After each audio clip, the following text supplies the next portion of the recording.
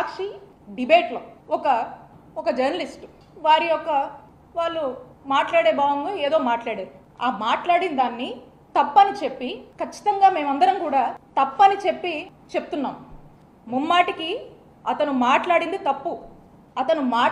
తప్పని సాక్షి తన వివరణ ఇచ్చింది. ఆ జర్నలిస్ట్ మాట్లాడినటువంటి మాట తప్పని, వైఎస్ఆర్ కాంగ్రెస్ పార్టీ అతని మాటలు తప్పని చెప్పి ఒక ప్రకటన కూడా ఇచ్చింది. నా వ్యక్తిగత అభిప్రాయం కూడా, అతను మాట్లాడినటువంటి మాటలు ముమ్మాటికి తప్పే, దీన్ని మేము సమర్థించట్లేదు.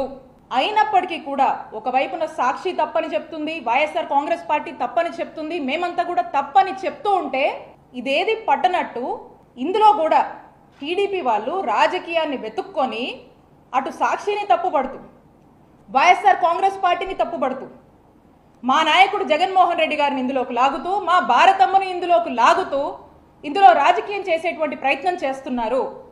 మేము తప్పని చెప్పినా కూడా ఏమీ పట్టనట్టు ఇందులో రాజకీయం వెతుక్కొని చేస్తున్నారు. ఏమనాలి దీన్ని? మేము మా నాయకుడు జగన్మోహన్ రెడ్డి గారికి, మా భారతమ్మకు ఈ జర్నలిస్ట్ మాట్లాడినటువంటి మాటలకు సంబంధం ఏంటని నేను అడుగుతా ఉన్నాను. ఇది తప్పని మేము ఖండిస్తూ ఉంటే అయినా కూడా పదే పదే రాజకీయంగా కల్పించుకొని దీన్ని ఎందుకు మా వాళ్ళ మీద, మా నాయకుడి మీద, మా భారతమ్మ మీద రబ్ చేసే ప్రయత్నం చేస్తున్నారు అని చెప్పి మిమ్మల్ని అడుగుతా ఉన్నాము. మేము స్పష్టంగా తెలియజేస్తున్నాం, మేము స్పష్టంగా డిమాండ్ చేస్తున్నాము. మేము తప్పు ఈ విషయం అని చెప్పి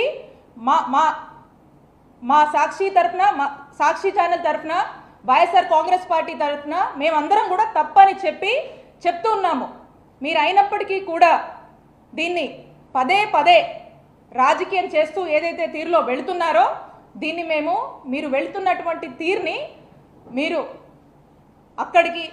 దీన్ని ఇది కరెక్ట్ కాదు అని చెప్పి మేము చెప్తా ఉన్నాము. దీన్ని రాజకీయం చేయడం కరెక్ట్ కాదని తెలియజేస్తా ఉన్నాము. దీన్ని రాజకీయం చేస్తూ ఏదైతే చేస్తున్నారో అసలుగా మహిళల్ని మీరు అవమానించేటువంటి ఒక కార్యక్రమం చేస్తున్నారని తెలియజేస్తున్నాం. ఇవి ఎంతలా ఉన్నాయంటే ఈ రోజున మనం చూస్తూ ఉన్నాము. ఈ డైవర్షన్ పాలిటిక్స్ ఎంతలా ఉన్నాయంటే, సీనియర్ జర్నలిస్ట్ కేఎస్ఆర్ గారు, వారు 5 దశాబ్దాల నుంచి జర్నలిస్ట్గా ఉన్నారు. 50 ఏళ్ల నుంచి ఒక సీనియర్ జర్నలిస్ట్గా ఎంతో విలువలతో ఓ చక్కటి ఇమేజ్ని క్యారీ చేస్తూ వారి యొక్క జర్నలిజంని కొనసాగిస్తున్నారు. అలాంటి ఒక వ్యక్తి ఏ రోజు ఏ విషయంలో కూడా ఒక ఎక్స్టెంట్కి మించి వెళ్ళి మాట్లాడేటువంటి మనస్తత్వం కాదైంది. న్యూట్రల్స్ కూడా తనని అప్రిషియేట్ చేసేటువంటి విధంగా తన యొక్క జర్నలిజం కొనసాగించారు వారి యొక్క దీంట్లో. అలాంటి వ్యక్తిని ఈ రోజున అరెస్ట్ చేశారు. అంటే ఈ రెడ్ బుక్ పాలన ఎక్కడ దాకా వచ్చిందంటే ఈరోజు జర్నలిస్టుల వరకు కూడా వచ్చింది. ఈ రెడ్ బుక్ పాలన ఎవరికి కూడా అతీతం కాదు అని ఈరోజు ఒక పరాకాష్ఠకి చేరింది అని చెప్పడానికే ఈరోజు ఈ కేఎస్ఆర్ గారి అరెస్ట్ని మనం చూడొచ్చని తెలియజేస్తున్నాము. ఏడాది కాలం నుంచి మనం చూస్తూ ఉన్నాము. ఏదైతే ఈ రెడ్ బుక్ పాలన మొదలుపెట్టారో సామాన్య కార్యకర్తల దగ్గర నుంచి వైఎస్ఆర్ కాంగ్రెస్ పార్టీ యాక్టివిస్టులు, సోషల్ మీడియాలో యాక్టివ్ ఉన్న వాళ్ళు, నాయకులు, మాజీ ఎమ్మెల్యేలు, మాజీ మంత్రులు, మాజీ ఎంపీలు, ఐఏఎస్లు, ఐపీఎస్లు ఈరోజు ఒక జర్నలిస్ట్ దగ్గరకు వచ్చింది. అంటే ఒక్కసారి ఆలోచన చేయండి ఏ విధంగా పరాకాష్ఠకి ఈ రెడ్ బుక్ పాలన చేరిందనేది. మరి ఈ రోజున ఆయన చూస్తే అందరూ చూశారు లైవ్లోనే. అది ఈవెన్ కేఎస్ఆర్ గారు వారు ఈ మాటలు మాట్లాడకపోయినా ఆ జర్నలిస్ట్ మాట్లాడినటువంటి మాటలకి కేఎస్ఆర్ గారు లైవ్లో సారీ చెప్పారు. అండ్ పైగా ఆ యొక్క డిస్కషన్ని ఆపే ప్రయత్నం కూడా చేశారు. అందరికి తెలుసు. ఇక్కడున్న మీ జర్నలిస్ట్ని కూడా అడుగుతా ఉన్నాను, ఈరోజు జర్నలిస్ట్ దాకా వస్తారా? జర్నలిస్టులకు ఈ విధంగా ఇలా అరెస్టు చేసేదాకా వెళ్తారా? ఆయన చేసిన తప్పేంటండి? అంటే ఒక్కసారి ఆలోచన చేయండి. ఏ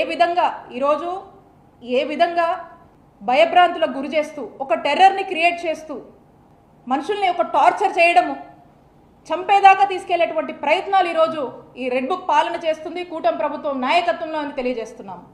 అలానే అసలు ఈరోజు వైఎస్ఆర్ కాంగ్రెస్ పార్టీకి రాష్ట్రంలో ఉన్నటువంటి ఒక బలమైన వాయిస్ సాక్షి.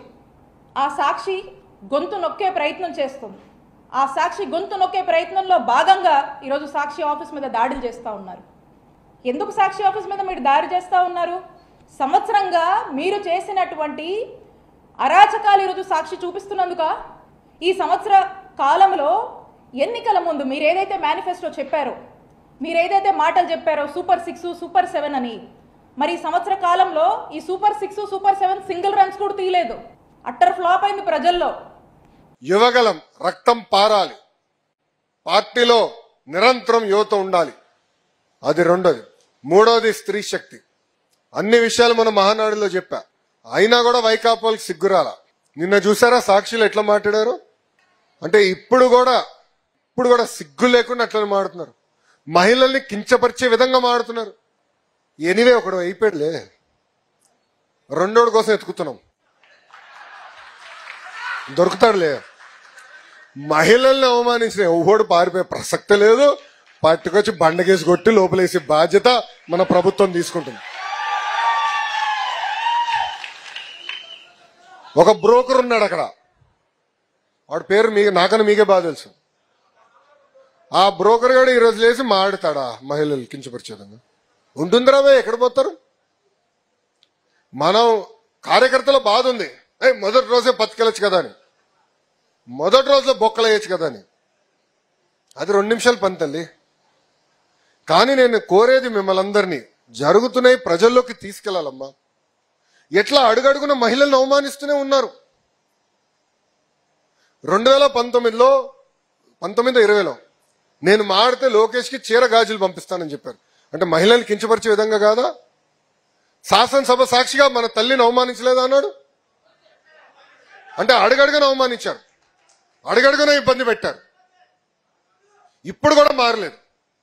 కానీ అదే తెలుగుదేశం పార్టీలో ఎవరన్నా భారతిరెడ్డి గారి గురించి ఒక్క మాట అట్టి ఇటు తూలితే ఇమ్మీడియట్ గా మన యాక్షన్ తీసుకుంటాం. దానికి కారణం ఒకటి, ప్రజలు మన దగ్గర నుంచి మంచి పరిపాలన కోరుతున్నారు, సుపరిపాలన కోరుతున్నారు, ముందరికి నడిపించండి అని కోరుతున్నారు. వాళ్ళు చేస్తున్నారు కనుక మనం కూడా చేస్తే వాళ్ళకు పట్టిన గతే మనకు పడుతుందని దయచేసి కార్యకర్తలు ఆలోచించమని కోరుతున్నాం. మన ఎవరు అడిగారు, అన్నా ఎలా ఉన్నావు అన్నాడు. అన్నా ఈ పాదయాత్రనే హాయిగా ఉందన్నా. ఎందుకు రాబోయే అన్నాడు. టైంకి పడుకున్నాడు, టైంకి లేచేవాడు అన్నా అన్న. వేదిక మీద చాలా మందికి తెలుసు, మా మాస్టర్ గారు చిరంజీవి గారు కూడా బాగా తెలుసు. మన గ్రాడ్యుయేట్ ఎమ్మెల్సీలో గెలిచిన పౌరుడు బా, అందరు తొంగి చూస్తున్నారు ఎవరబ్బా అయినా అని.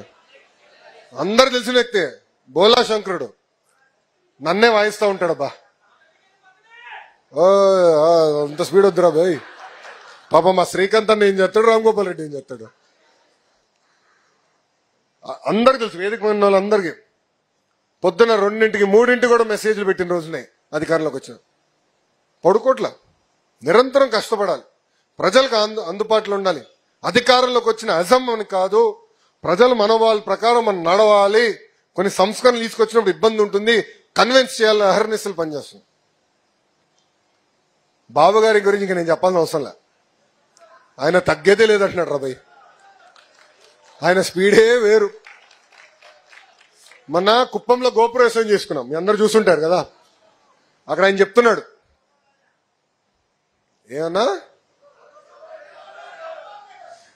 ఆయన చెప్తున్నారు గోపురేశం చేసిన పంతులు గారు చెప్తున్నారు, బాబు గారు తగ్గరు, 100 స్పీడ్, 100 సంవత్సరాలు పై బతుకుంటారంటే. అమ్మా అందరూ మంచిదే రాబాయ్ అని నేను పక్క నుంచి అడుగుతున్నా.